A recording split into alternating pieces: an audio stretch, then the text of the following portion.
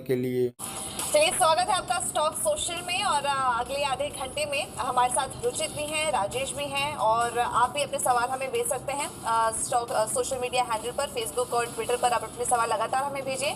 और दोनों एक्सपर्ट हमारे साथ बने हुए आपके सवालों का जवाब देने के लिए। तो पहला सवाल ले लेते हैं। फेसबुक पर हमें आया है संतोष गुप्ता का।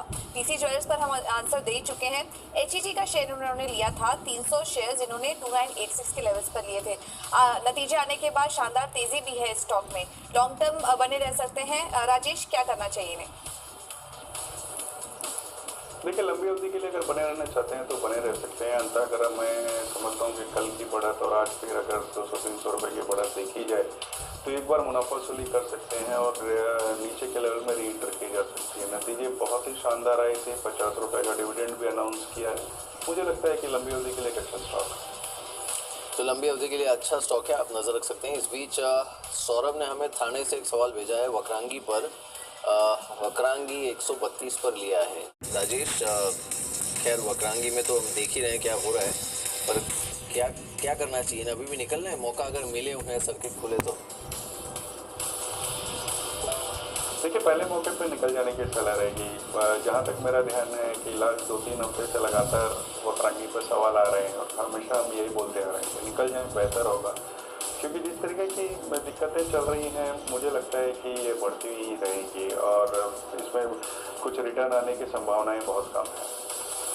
ठीक है, अगला सवाल ले लेते हैं। डिम्पल कथियाल ने हमें भेजा है फेसबुक पर ही। रिलायंस इंडस्ट्रीज 20 शेयर्स हैं इनके पास 940 के लेवल्स पर। सवाल इनके काफ़ी सारे, एक ही सवाल हम ले पाएंगे। रिलायंस इंडस्ट्रीज, रुचित क्या सजेस्ट करेंगे? 940 के लेवल पर इन्होंने लिए थे। ये होल्ड करे, ब्रॉडली एक अप ट्रेंड में है स्टॉक का। रिसेंटली हमने अच्छा खासा टाइम करेक्शन में ऑलरेडी ये स्टॉक में देखे हैं। अगर ट्रेडिंग पोजीशन है तो 949 का स्टॉप लॉस का रखने की मेंटेन करने की सलाह दूंगा, और ऊपर पॉसिबल 1020 से 1040 तक के टारगेट शॉर्ट टर्म में आते दिख सकते हैं। कोरोमंडल इंटरनेशनल पर सवाल आया है फेसबुक पर दयाल गौरव का, और ये लॉन्ग टर्म व्यू जानना चाह रहे हैं। राजेश, जानना चाह रहे हैं कंपनी कैसी है? देखिए, बहुत ही शानदार कंपनी है, मैनेजमेंट बहुत अच्छा है। कंपनी जिस प्रोडक्ट प्रोफाइल डीएपी वगैरह में कारोबार करती है वहाँ सब्सिडी के उतनी ज़्यादा दिक्कतें नहीं हैं। नंबर्स इस बार थोड़े दबाव में देखे गए थे, बट लंबी अवधि के लिए एक अच्छा स्टॉक है। चलिए, तो लंबी अवधि के लिए अच्छा स्टॉक है, नज़र रखिएगा। इस बीच भूषण ने हमें एक सवाल भेजा है ट्विटर पर। इनके पास एलेम्बिक फार्मा है 608 रुपये पर, 1-8 साल के लिए होल्ड कर सकते हैं। राजेश, क्या सलाह होगी आपके एलेम्बिक पर? देखिए, लंबी अवधि के लिए अच्छा स्टॉक है, बट इस वक्त मुझे लगता है अंडर परफॉर्म कर रहा है और ये अंडर परफॉर्मेंस बनी रहेगी। बेहतर होगा कि आप किसी दूसरे फार्मा में ही अगर आपको रहना है तो किसी दूसरे अच्छे स्टॉक में, फॉर एग्जांपल बायोकॉन या ग्लेनमार्क में स्विच कर लें। योगेश ने एक सवाल भेजा है हमें, अरविंद लिमिटेड पर है। इनके पास इन्होंने लॉन्ग किया हुआ है एक लॉट 423 के लेवल पे, होल्ड कर सकते हैं इस सीरीज़ में। क्या सलाह होगी आपकी रुचित? तो फिलहाल बने रहेंगे, क्योंकि पिछले 2-3 दिन से जो सपोर्ट ले रहा है वो उसका 200 डे मूविंग एवरेज के ऊपर ले रहा है। 403 का ये सपोर्ट है, तो 403 का स्टॉप लॉस रखे, और पॉसिबिलिटी है कि अप मूव में 432 के लेवल्स ये महीने में टेस्ट हो सकते हैं। किरण कुमार साहू ने सवाल भेजा है डेटा कॉप और जेपी एसोसिएट्स पर, इनका सवाल है। राजेश, क्या करें? देखिए, दोनों में ही निकल जाने की सलाह है। अगर आप डेल्टा कॉर्प को भी देखें तो वैल्यूएशन बहुत स्ट्रेच नज़र आ रहे हैं। गोवा में कुछ नए टैक्सेस लगाए गए हैं जो कि अगर इन्हें ऑनशोर और ऑफशोर जो कसिनोज हैं पास ऑन नहीं कर पाए तो वहाँ दिक्कतें होंगी। वैल्यूएशन के लिहाज से भी अगर आप देखें तो 40 के पी के आसपास मुझे लगता है थोड़ा सा अपर साइड में है, एक बार निकल जाए। जेपी एसोसिएट में डेट की जो दिक्कतें हैं उन सबको मद्देनजर मुझे लगता है एक बार निकल जाना ही बेहतर होगा। बिल्कुल। चलिए, इस बीच अजय ने हमें एक सवाल पूछा है। रिलायंस होम फाइनेंस है इनके पास @63 और CDSL है इनके पास @290। राजेश, क्या सलाह होगी आपकी? देखिए, दोनों में बने रहने की सलाह रहेगी। रिलायंस होम फाइनेंस को भी अगर आप देखें तो जिस तरीके का यूएम है इनका, वैल्यूएशन बहुत ही सस्ते हैं। थोड़ा ओवरहैंग ग्रुप को वजह से है, अदरवाइज मुझे लगता है कि वैल्यूएशन बहुत सस्ते हैं। लंबी अवधि में बने रहने की सलाह रहेगी। CDSL में हमारी खरीदारी की सलाह है। जिस तरीके के इनका मार्केट शेयर है और न केवल डीमैट सेगमेंट में बल्कि नॉन डीमैट जो गवर्नमेंट सेगमेंट में भी ये कारोबार बढ़ा रहे हैं, GST वगैरह में उन सब चीज़ों को देखते हुए प्रॉस्पेक्ट्स बहुत ही शानदार नज़र आ रहे हैं। गिरावट में खरीदारी करें। तो CDSL पर भी और रिलायंस फाइनेंस पर भी बने रहने की राय आपको दी जा रही है। पुष्पेंद्र यादव जी ने सवाल भेजा है, दो सवाल हैं कि BEL और टाटा स्टील दोनों को ही 6 महीने के लिए होल्ड कर सकते हैं। रुचित क्या सजेस्ट करेंगे? जी, BEL से एग्जिट करके मैं BEML में खरीदारी की सलाह दूंगा। हालांकि BEL भी सपोर्ट पे ट्रेड करा, बट यहाँ से कोई भी पुल बैक मूव्स आते हैं इस क्षेत्र में, तो आई थिंक BEML के चार्ट ज़्यादा अट्रैक्टिव है, ज़्यादा वॉल्यूम्स वहाँ पे बेटर हो रहे हैं, तो वहाँ पे आउट परफॉर्मेंस देखने मिल सकता है। तो मेरी सलाह रहेगी BEL से एग्जिट करें और BEML में यहाँ पे शिफ्ट करें। टाटा स्टील एक कंसोलिडेशन फेज में हमने मोस्टली सब मेटल स्पेस में देखा है, यहाँ पे पुल बैक मूव्स भी काफ़ी शार्प रह रहे हैं। शॉर्ट टर्म में पॉसिबिलिटी है 640 तक के स्तर देखने मिल सकता है, तो फिलहाल टाटा स्टील को होल्ड करें। 565 के स्टॉप लॉस है। विश्वजीत ने एक सवाल भेजा है मिर्ज़ा इंटरनेशनल पर 158 पर इन्होंने लिया हुआ है मिर्ज़ा इंटरनेशनल। राजेश, इनफैक्ट बीच में हमने एक अच्छा खासा ट्रैक्शन देखा भी था सारे ही लेदर स्टॉक्स में। आपकी सलाह क्या होगी मिर्ज़ा इंटरनेशनल पर? देखिए, सही कहा मेरा, अपने सारे ही लेदर स्टॉक पर हो, चाहे मिर्ज़ा इंटरनेशनल हो या लिबर्टी हो या बाटा हो, सब में अच्छा ट्रैक्शन देख पाता। और अब इस वक्त देख रहे हैं कि कंसोलिडेशन के बेस पे गुजर रहा है। मुझे लगता है कि बहुत जल्दबाजी में कुछ होगा अनलेस सरकार की तरफ से ही कोई नई अनाउंसमेंट आ जाए।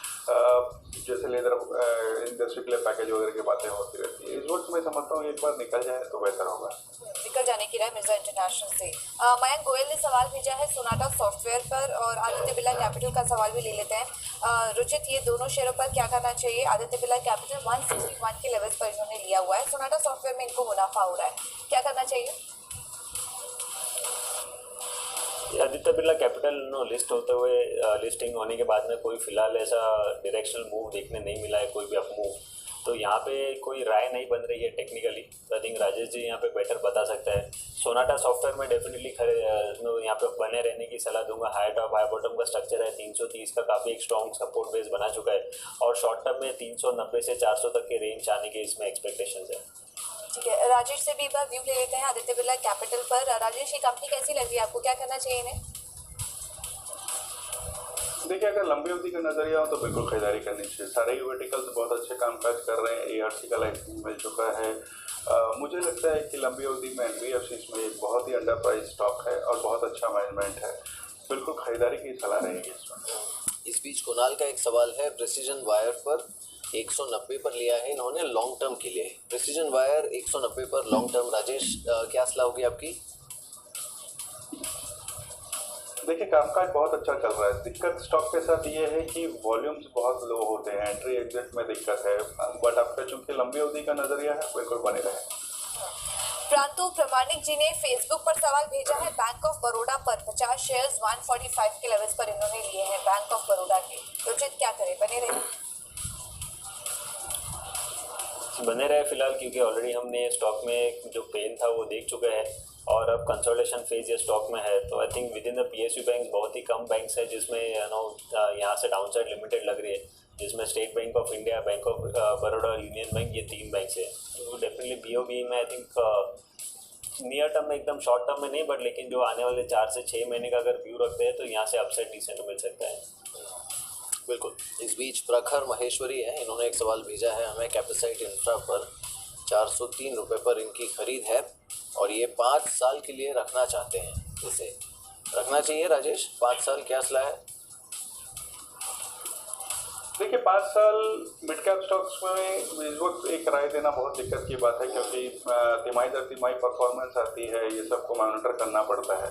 बट मौजूदा हालात को देखते हुए मुझे लगता है कि स्टॉक में बिल्कुल बने रहा जा सकता है। बट मैं सलाह यही दूंगा कि हर तिमाही में नतीजे आते हैं, आप उसको रिवाइज करते रहें। अगर नतीजे अच्छे हैं, कंपनी की परफॉर्मेंस अच्छी चल रही है तो बिल्कुल होल्ड कर सकते हैं, बट आपको हर तिमाही में उसको रिव्यू करते रहना पड़ेगा। ओके, अभी का सवाल आया है फेडरल बैंक पर। इन्होंने 400 शेयर्स 103 के लेवल्स पर लिए। आज नतीजे भी आने हैं फेडरल बैंक के, अच्छे नंबर्स एक्सपेक्टेड है यहाँ पर। क्या करना चाहिए रुचित, क्या सजेस्ट करेंगे फेडरल बैंक पर इनको?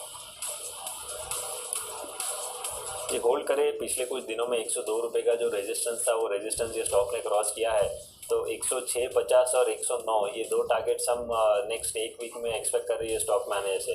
99 रुपीज़ का सपोर्ट बेस है, इसके लिए 99 के नीचे एक स्टॉप लॉस मेंटेन करें। चलिए, इस बीच महेश ने हमें एक सवाल भेजा है यस बैंक पर। 360 पर है इनके पास यस बैंक, और ये 3 साल के लिए होल्ड कर सकते हैं। राजेश, क्या सलाह है? जैसा अभी हम थोड़ी देर पहले भी डिस्कस कर रहे थे, मेरी यस बैंक में हमारी खरीदारी की सलाह है। नतीजे लगातार बेहतर आते जा रहे हैं और मुझे लगता है परफॉर्मेंस कंटिन्यू रहेगी। जिस तरीके से इन्होंने अपने होलसेल बैंकिंग से रिटेल पे फोकस बढ़ाया है, एनआईएम्स में भी बढ़ोतरी की पूरी संभावना है। बिल्कुल बने रहें। और यस बैंक में आपको ये राय दे दी गई है। चलिए, वक्त है छोटा सा ब्रेक लेने का, और ब्रेक के बाद आपको कुछ और भी सवालों को शामिल करेंगे। आप देख रहे हैं स्टॉक सोशल, और अब हमारे अगले दर्शक का सवाल ले लेते हैं। हमारे साथ राजेश और रुचित हैं आपके सवालों के जवाब देने के लिए। गौरव केतवानी का सवाल है शिपिंग कॉर्पोरेशन ऑफ इंडिया पर। 76 पर इन्होंने लिया हुआ है, 1300 शेयर्स हैं शॉर्ट टू मीडियम टर्म के लिए।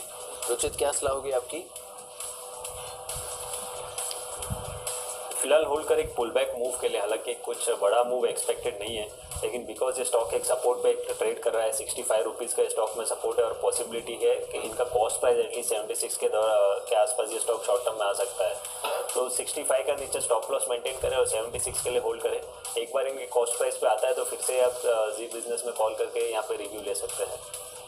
ये राय एससीआई पर आपको दे दी गई है। कुणाल कक्कड़ का सवाल आया है टीवी टुडे नेटवर्क पर। 50 शेयर 315 के लेवल्स पर है। रुचित, क्या करें?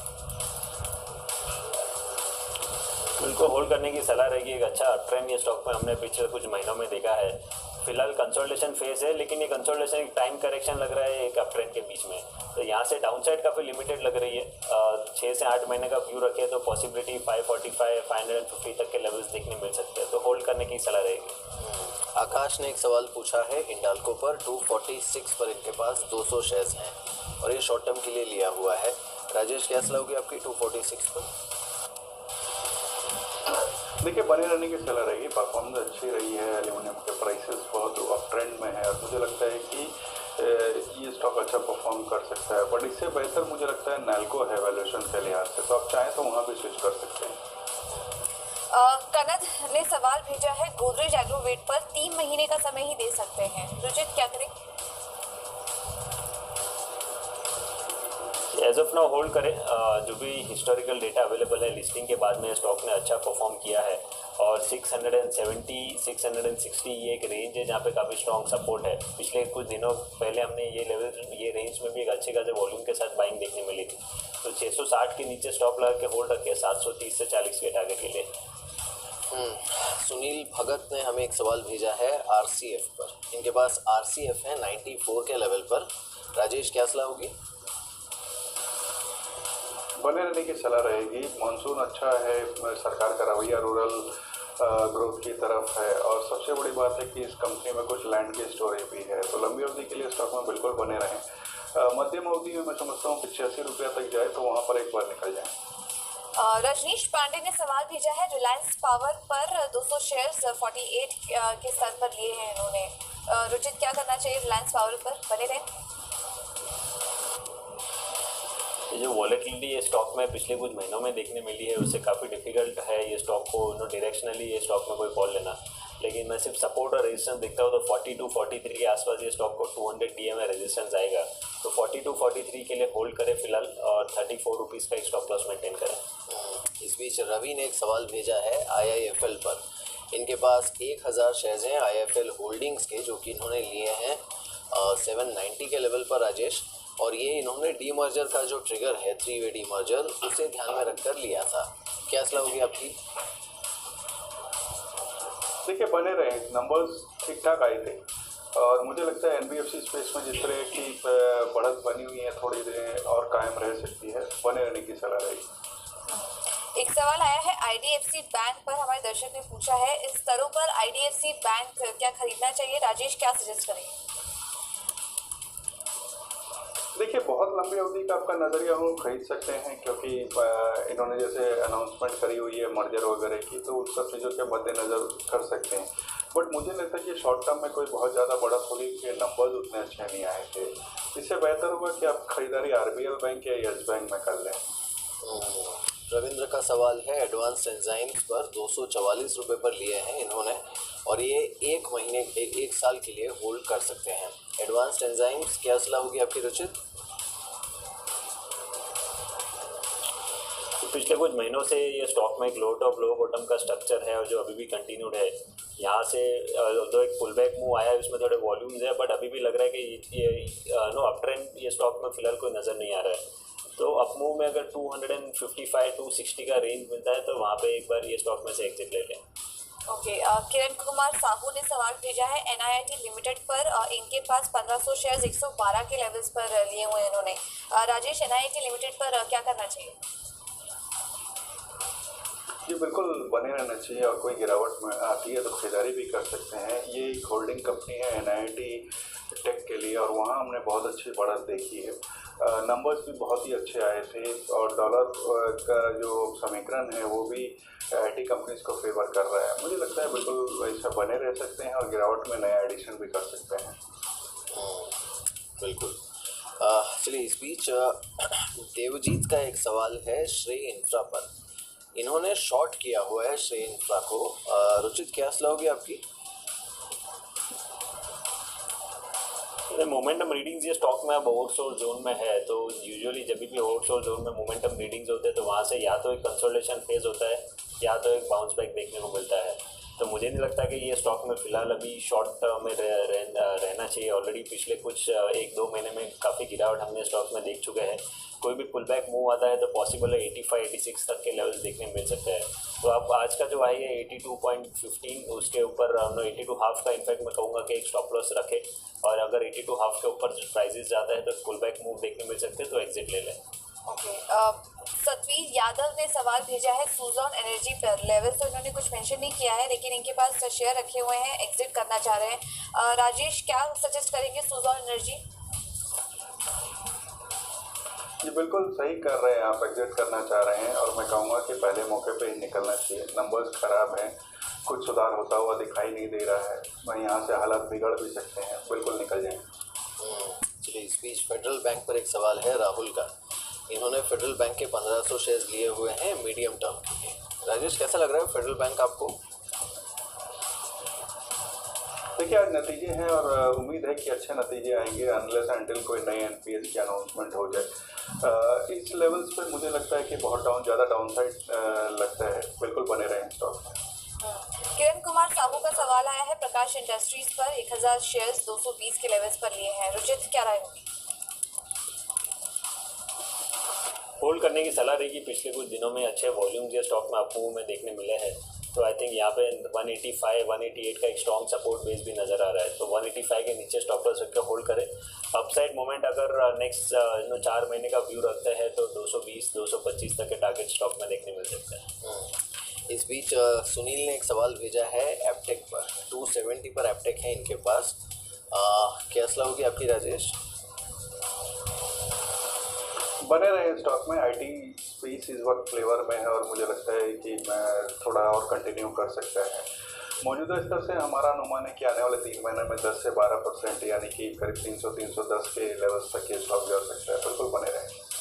और हेमलता सिंह का सवाल ले लेते हैं। HDIL पर इन्होंने सवाल भेजा है। 59 के लेवल्स पर इन्होंने लिए हुए हैं। रुचित, क्या करना चाहिए?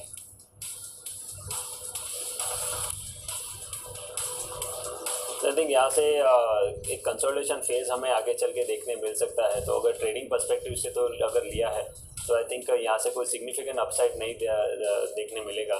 ऑलरेडी ये स्टॉक एक रियल एस्टेट स्पेस में काफ़ी अंडर परफॉर्म कर चुका है, तो कंपैरेटिवली हमें लग रहा है कि शोभा लिमिटेड आगे चल के ज़्यादा बेटर रिटर्न्स दे सकता है। तो HDIL से डेफिनेटली एक निकलने की सलाह रहेगी, और अगर आप रियल एस्टेट में ही बना रहना चाहते हैं तो शोभा लिमिटेड में खरीदारी करें। नेक्स्ट 3 से 4 महीने के पर्सपेक्टिव से अच्छे रिटर्न्स वहाँ पे मिल सकते हैं। राज ने एक सवाल भेजा है पावर फाइनेंस कॉर्पोरेशन पर। 329 पर है इनके पास PSC। राजेश, क्या सलाह होगी आपकी? देखिए, लास्ट 3-4 महीने में ये स्टॉक ने बहुत अच्छा कट दिखाया है। करीब 40-50% गिर गया। मुझे लगता है कि यहाँ से बहुत ज़्यादा डाउन साइड बचता है, बल्कि मैं कहूँगा कि यहाँ पर अगर किसी के फंड अलाउ करते हो तो खरीदारी करनी चाहिए।